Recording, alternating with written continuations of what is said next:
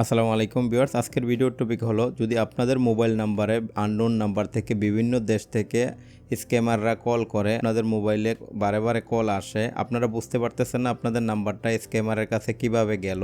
আজকের ভিডিওটিতে আমি আপনাদেরকে দেখাবো আপনাদের মোবাইল নাম্বারটা স্ক্যামারের কাছে কিভাবে গেল, কিভাবে আননোন নাম্বার থেকে আপনাদের মোবাইলে বারে বারে স্ক্যাম কল আসে এবং আপনারা এই অপশনটা কিভাবে বন্ধ করবেন। তো চলুন দেখে নিই। এর জন্য প্রথমে আপনারা কি করবেন, আপনাদের মোবাইলে থাকা যে সেটিং অপশনটা আছে এটাতে চলে যাবেন। সেটিংয়ে যাওয়ার পরে এখানে দেখবেন গুগল নামে যে একটা আপনার সেটিং আছে এটাতে চলে যাবেন। এখানে যাওয়ার পরে এখানে দেখেন অল সার্ভিস লেখা আছে, তো আপনারা এই অল সার্ভিসে আসবেন। আসার পরে এখানে নিচে চলে আসবেন।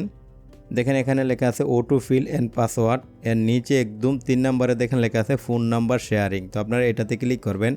করার পরে আপনারা এটাকে অফ করে দেবেন। তো আপনারা যদি এটা অন থাকে তাহলে আপনাদের ফোন নাম্বারটা এখানে শেয়ার হয়ে থাকে গুগলে, যে কোনো স্ক্যামার এখান থেকে আপনাদের এই ফোন নাম্বারটা বের করতে পারে। আরেকটা সেটিং আছে, ওই সেটিংটা করার জন্য আপনারা কি করবেন, এখান থেকে ব্যাক করে পিছনে চলে আসবেন।